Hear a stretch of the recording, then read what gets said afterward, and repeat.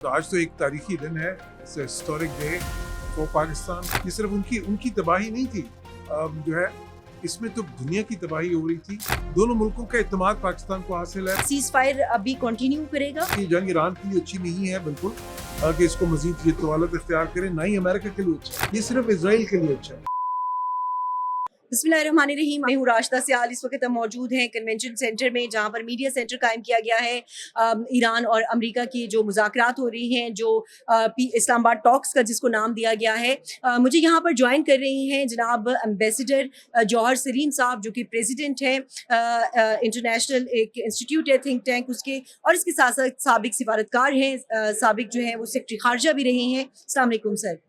Sir, कैसे देखते हैं आप इस वक्त इस माहौल को, इस एनवायरनमेंट को? आप खुद फॉरेन अफेयर्स से आपका ताल्लुक है, आपने सिफारतकारी से आप बिलोंग करते हैं, तो ये जो इस वक्त एनवायरनमेंट है, इस पे आपका कमेंट चाहूँगी। जी बिल्कुल, देखिए आज तो एक तारीखी दिन है, हिस्टोरिक डे फॉर पाकिस्तान।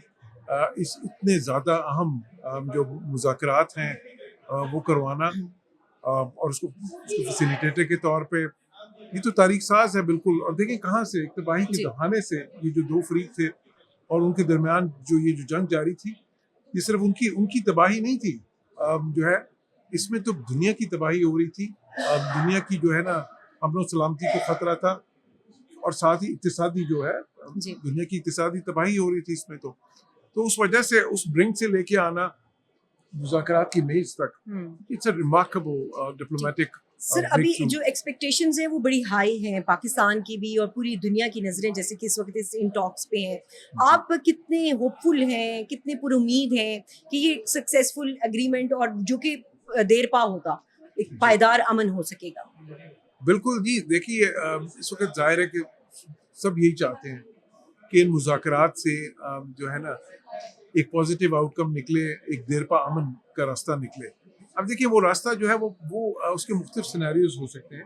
एक तो ये भी हो सकता है कि जी सारी चीज़ें जो हैं आपस में, सारे जो अब ये मामलात हैं, जो खुसूसन जो 5 पॉइंट्स हैं बहुत ही अहम जो हैं, सारे उन पे जो है ना जो तस्फिया तलब हैं, वो अमूर सारे तय पा जाएं और एक मुआहदा हो जाए कॉम्प्रिहेंसिव।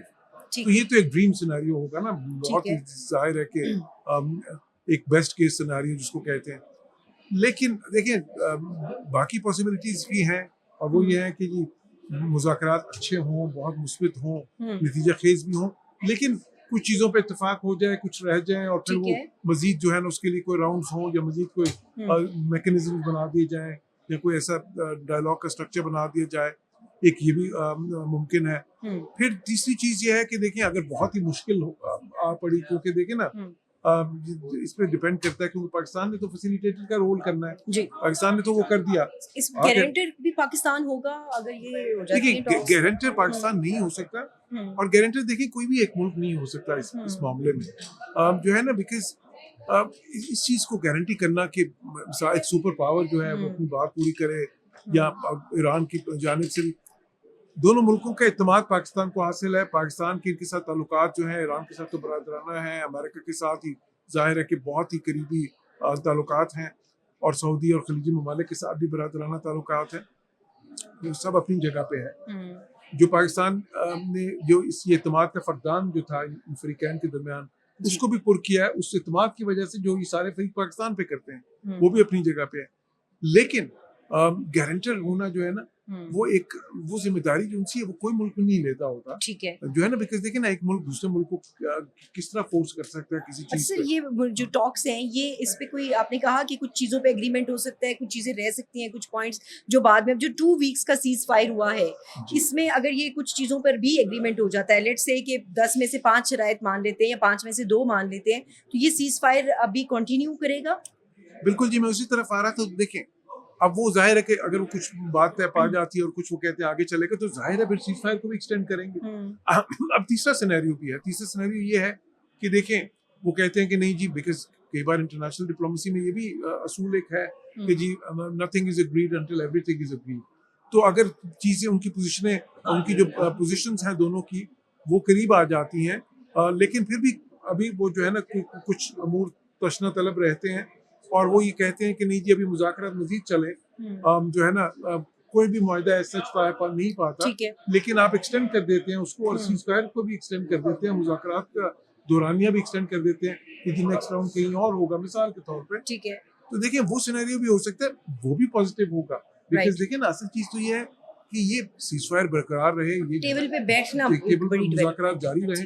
क्योंकि देखिए पाकिस्तान ने क्या किया है, वो अहम चीज़ है कि एक बिल्कुल अनकंट्रोल्ड एस्केलेशन जो थी, एक बहुत ही ज़्यादा जो है ना, जिसको मैं कहूँगा ऐसी एपोकलिप्टिक सिनेरियो जो था, जी। वहाँ से लेके मुज़ाकरात के रुख पे डाला है उनको एक ऐसे रास्ते पे डाला है जिससे ये सारे मामला पुरअमन तरीके से हल हो जाए और कशीदगी में बिल्कुल कमी हो जाए। वैसे दोनों तरफ से जो मूड है, जो लैंग्वेज है, अभी भी हम देखते हैं कि प्रेसिडेंट ट्रंप ने जिस वक़्त वीपी जेडी वेंस वहाँ से डिपार्ट हुए, तो उनका बड़ा एक सख्त किस्म का ट्वीट सामने आया। तो अभी जो स्टेटमेंट्स आ रही थी और फिर जब आमने-सामने बैठेंगे, एक तो ये बता दीजिए कि मूड कैसा है? ईरानियन साइड से भी कोई फ्लेक्सिबिलिटी का मुज़ाहरा किया जाएगा कि नहीं? सेकेंडली, ये डायरेक्ट टॉक्स भी होंगी या अभी तक तो इनडायरेक्ट हो रही हैं? जी। देखिए, बिल्कुल मैं ये समझता हूँ कि दोनों जानिब से, एक तो खैर ज़ाहिर है कि क्योंकि जंग की हालत में थे, जंग की हालत में ज़ाहिर है कि दोनों साइड्स में एक हॉस्टिलिटी होती है जो है, और इत्मीनान का बिल्कुल फक़दान होता है। बहुत ही ज़्यादा कशीदगी के माहौल था, तो उसमें ये पोस्चरिंग जो है ये कोई इतनी अनयूजुअल नहीं है। दोनों साइड्स शुरू में अपनी एक मैक्सिमलिस्ट पोजीशन पे होते हैं, वो चाहते हैं, और फिर मुज़ाकरात के दौरान भी वो चाहते हैं कि वो जितना ज़्यादा से ज़्यादा जी। अपने गेन्स को मैक्सिमाइज़ कर सकें, वो तो होता है ना। तो ठीक है। उसमें ठीक है, सख्त बयानात भी आते हैं। मैं समझता हूँ कि देखिए कई बार रुकावटें भी आएंगी मुज़ाकरात में, इनमें मुश्किलात भी आएंगी, ये भी लगेगा कि ये ब्रेक डाउन हो गया है, ये राइट। सारा प्रोसेस है। लेकिन फिर इंशाल्लाह कोई उम्मीद जागेगी, क्योंकि फिर पाकिस्तान का रोल आ जाएगा बीच में एज अ फैसिलिटेटर। तो देखिए अभी तक जो हुआ है वो कोई बिल्कुल भी मेरे नज़दीक कोई अनयूजुअल नहीं था। राइट। हाँ, अब जो आपकी दूसरी बात ये है कि जो है क्या ये डायरेक्ट टॉक्स हैं जी। या अभी तक तो इनडायरेक्ट हो रही है। देखिए, इनडायरेक्ट से शुरू हुई है, जी। हो सकता है आहिस्ता-आहिस्ता थोड़ा सा एतमाद बढ़े तो फिर फेस टू फेस टॉक्स भी शुरू हो जाए। ओके। ठीक है ना जी? ठीक है। तो मुमकिन है, और मैं समझता हूँ पर्सनली कि अगर बात उस पे आ जाती है तो वो ज़्यादा जो है ना प्रोडक्टिव होगी। ठीक, लास्ट क्वेश्चन आपसे जानना चाहूंगी कि जो स्पॉइलर का हमें रोल नजर आता है इसराइल का, वो रहा है, और जिस तरह प्रेसिडेंट ट्रंप खुद भी बड़े अनहैप्पी हैं उनसे, और उन्होंने कहा कि ये जो अभी रिसेंट उन्होंने बॉम्बिंग्स की लेबनान के हवाले से, वो नहीं होनी चाहिए थी। तो उस पर आप कैसे देखते हैं कि अब लेबनान को भी इसमें इंक्लूड किया जाएगा या नहीं किया जाएगा, और फिर जो इसराइल है उसको कौन रोकेगा सर, नेतन्याहू को? जी, बिल्कुल अहम नुक्ता है कि इज़राइल ने, बिकॉज़ स्पॉइलर का रोल पहले भी अदा किया है, पिछले साल भी वो जंग से पहले जो है ना वो मुज़ाकरात ही हो रहे थे जिसको जी। इज़राइल ने एकदम जंग में बदल दिया। इस साल भी जो है मुज़ाकरात हो रहे थे, उनको जंग में बदल दिया इज़राइल ने अमेरिका को परसुएड करके। तो अभी भी और बीच में भी कई ऐसे मौके थे कि जिसमें उन्होंने ऐसी असैसिनेशंस की ईरान में कि जो कि मुज़ाकरात की मंजिल को दूर लेके जा रही थी। तो ये बात बिल्कुल सही है, क्योंकि मैं तो ये कह चुका हूँ अपने कमेंट्स में बारहा मीडिया को कि ईरान के लिए अच्छा नहीं है, और मैं बड़े अरसे से कह रहा हूँ, कि हफ्ते पहले से कह रहा हूँ कि ये जंग ईरान के लिए अच्छी नहीं है बिल्कुल, कि इसको मजीद ये तवालत इख्तियार करे, ना ही अमेरिका के लिए अच्छा है, ना ही खलीजी ममालिक के लिए अच्छा है, जी। ये सिर्फ इसराइल के लिए अच्छा है, यस। तो सिर्फ उनको सूट करता है। तो बिल्कुल वो स्पॉइलर का रोल जो है ना, उसकी कोशिश कर सकते हैं कि दोबारा से कोई इस तरह की वो सिचुएशन लेबनान का क्रिएट क्या करें। करें, उसको भी इंक्लूड करेंगे अभी? लेबनान का मैं समझता कंफ्यूजन हूँ, है। देखिए बिल्कुल उसकी इंटरप्रिटेशन में फ़र्क है, दोनों की अपनी अपनी। हम्म। मैं समझता हूँ कि अमली तौर पे किसी वक्त उनको उसमें शामिल करना पड़ेगा, अमली तौर पे ठीक। लेबनान को। हालांकि इजराइल कह रहा है कि जी चलो उनसे हम अलग मुज़ाकरात करते हैं, लेकिन शामिल करने का मतलब है कि वहाँ पे भी सीज़फायर करनी पड़ेगी जी, जंगबंदी तो वहाँ पे भी होगी जी। क्योंकि वो, और मैं समझता हूँ ये किसी वक्त में हो जाएगा इंशाल्लाह। राइट। दूसरी चीज़ ये है कि देखें ये बात कि क्या इजराइल असरअंदाज होगा इन मुज़ाकरात पे, जी।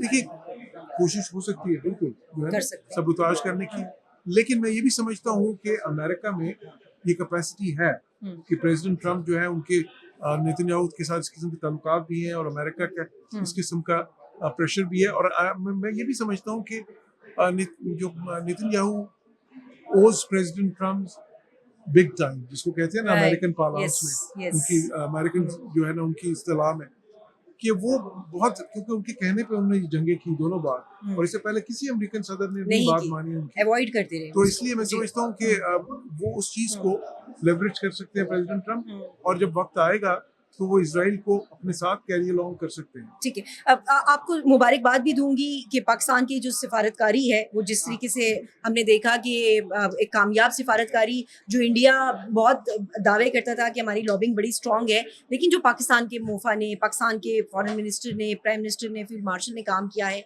एक कमेंट उस पे कर दीजिए कि कैसे आप देखते हैं? बिल्कुल जी, पाकिस्तान की सफारतकारी बहुत ही जो है ना आला दर्जे की हमने देखी हुँ, और मैं समझता हूँ कि जो है ना ये बहुत ही खुश आइंद है।